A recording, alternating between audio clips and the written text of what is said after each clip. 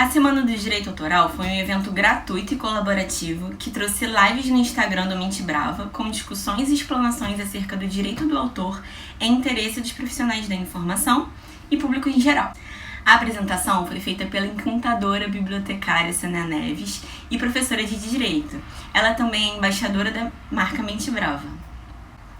E logo no primeiro dia de evento, ganhamos os corações dos concurseiros de plantão, com a também embaixadora da marca, Ana Patrícia Guimarães. Eu acho que o mais importante, além de saber resolver questão, é a gente se conscientizar da importância da lei. Sônia levantando a bandeira do direito e Ana Patrícia representando a biblioteconomia. Comentaram questões de concurso que trazem a lei do direito autoral como assunto. E a gente aprendeu um monte de coisas. Anota aí. Por exemplo, você sabia que o órgão responsável por registro de obras intelectuais é a Biblioteca Nacional?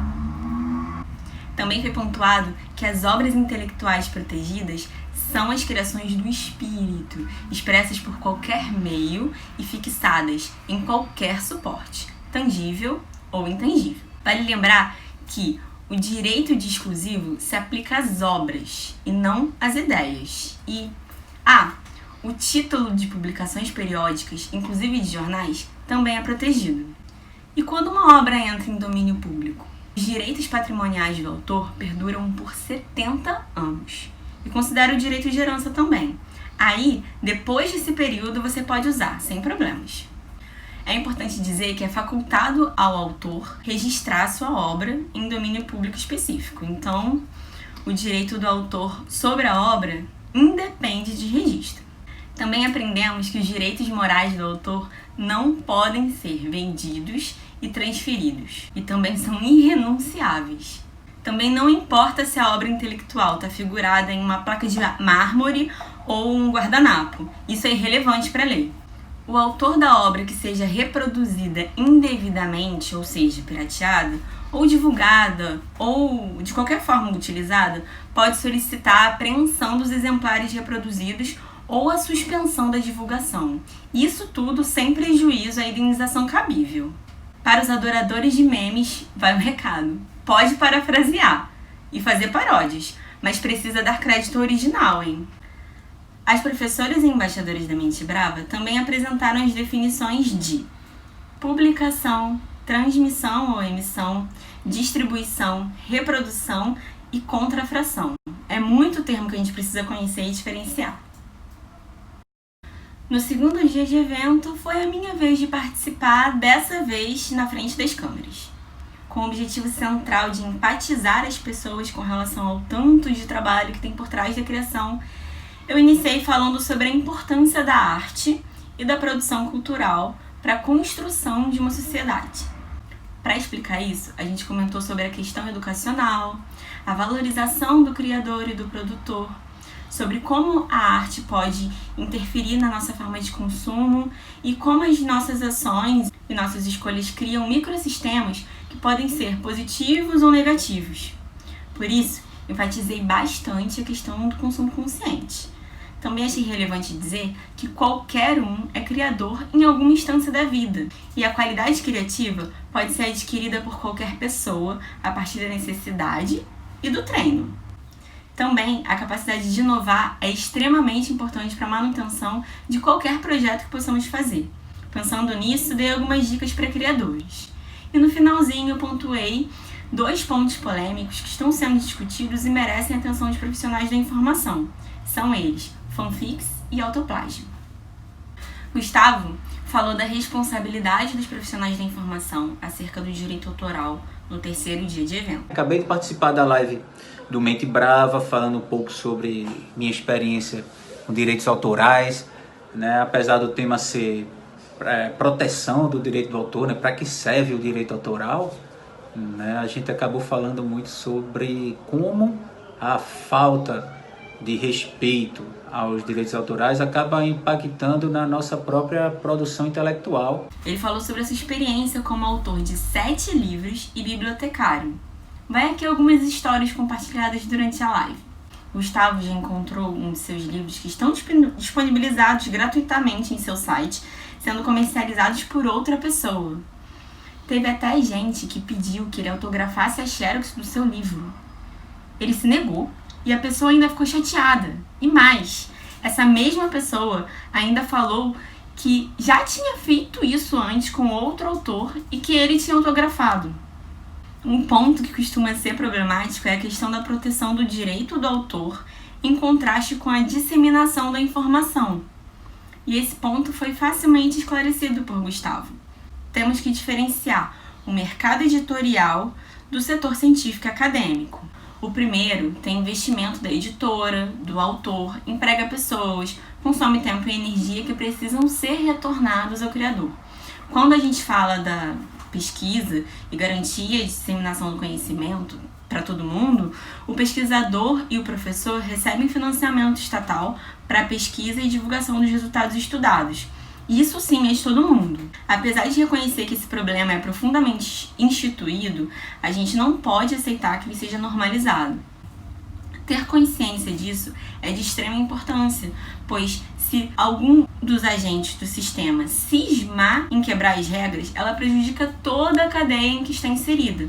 Se você consome um produto pirata, ou se você reproduz sem autorização do autor, ou ainda se você copia e se apropria da produção de outra pessoa, você pode até obter vantagem pessoal, individualmente, mas isso gera um enorme círculo problemático. O quarto dia foi marcado pelo impacto da pirataria na sociedade.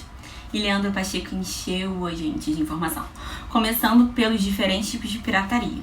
Pirataria digital, que é de qualquer produto digital. Pirataria industrial, que inclui objetos manufaturados como brinquedos, roupas. Biopirataria, que envolve recursos da fauna e da flora. E plágio. A Sônia enriqueceu o bate-papo com dados chocantes. O Brasil perde mais de 193 bilhões por ano com pirataria e é o quarto país que mais consome produtos piratas. Os Estados Unidos consomem o dobro de produtos piratas que o Brasil e está liderando essa lista do mal. 81% dos internautas baixam filmes e músicas. E você aí achando que a corrupção dos políticos é o nosso único problema? 2 milhões de empregos formais deixam de ser criados devido à prática ilegal. Ah, mas o camelô é empregado. Sim, mas quando você compra do camelô, você contribui para uma economia marginal, que dá trabalho e gera renda precária, sem direitos e garantias. Terrível, né? Mas uma questão que pode induzir esse número estrondoso diz respeito ao grande apelo ao consumo que a gente sofre diariamente, de todos os lados. Porque o maior índice de consumo de produtos piratas está entre as pessoas da classe C e D. É muito fácil encontrar produtos falsificados. Não só de encontrar, mas muitas vezes o pirata é o único recurso que chega até lá. Sim, a terrível lacuna do Estado é preenchido pelo mercado informal e até a violência. Nesse caso específico, nós profissionais da informação não temos nenhuma ingerência sobre isso, mas cabe dizer que no que tange os aspectos da conscientização, a gente precisa atuar. Não sendo conivente com esse tipo de prática, lógico, e explicando aos usuários da informação, aos parceiros da profissão e aos futuros profissionais. A maioria dos recursos que podemos dispor para combater a pirataria giram em torno da tecnologia, como softwares que identificam plágio, quebra de direitos de propriedade intelectual e industrial, como os APIs, que são softwares que impedem o uso indevido de uma marca. O Leandro até deu o exemplo de uma marca que pode se associar com outra sem isso ser verdade. Imagina um açougueiro dizer que está vinculado a uma ONG de ativismo vegano. Seria um escândalo. Os profissionais de tecnologia e da informação têm trabalhado muito nisso. E os bibliotecários podem e devem atuar nesse mercado também. A sociedade está precisando da gente. Olá pessoal, tudo bem? Vim aqui agradecer mais uma vez o convite da Mente Brava para participar da Semana do Direito Autoral e falar para vocês que foi uma experiência maravilhosa e o contato que eu tive com profissionais que a gente admira tanto. A Ana Patrícia falando sobre direito autoral na segunda-feira, sobre a Lei 9.610 especificamente nos concursos, ouvir a Fernanda explicar pra gente, ter a oportunidade de pensar que é possível sim criar sem copiar, o Gustavo Ren comentando sobre a questão da dificuldade que é da produção editorial e o desestímulo que às vezes a cópia não autorizada, o desrespeito ao direito autoral provoca na nossa área mesmo, na falta de material produzido, na falta de escritores, na falta de autores por causa disso. Ele tem uma experiência como autor, então ele trouxe pra gente uma outra visão, não só como bibliotecário, mas também como autor. E encerrar principalmente com o Leandro Pacheco, falando pra gente todos os aspectos que estão ligados à pirataria, as influências, como isso afeta a economia, como isso afeta a questão do emprego e como é possível trabalhar na nossa área em prol de uma atividade que seja muito mais ligada à informação com qualidade do que simplesmente a informação. Então, eu só tenho a agradecer. A Fernanda, provavelmente, que é do Mente Brava, vai deixar para vocês um material específico, falando um pouco mais sobre cada um dos dias. E eu só vim aqui realmente agradecer e dizer que eu espero que novas oportunidades como essa, novos eventos como esse possam acontecer. Parabéns, Mente Brava. Obrigada, Ana Patrícia. Obrigada, Gustavo. Obrigada, Leandro. E obrigada, Fernanda. E obrigada a todos que estiveram com a gente nesses dias. Foi muito bom e a interação de vocês fez a gente repensar e faz a gente repensar em muita coisa. Tá bom? Um grande abraço para todos e a gente se encontra nas próximas lives, nos próximos eventos. Tá bom? Beijos. Tchau.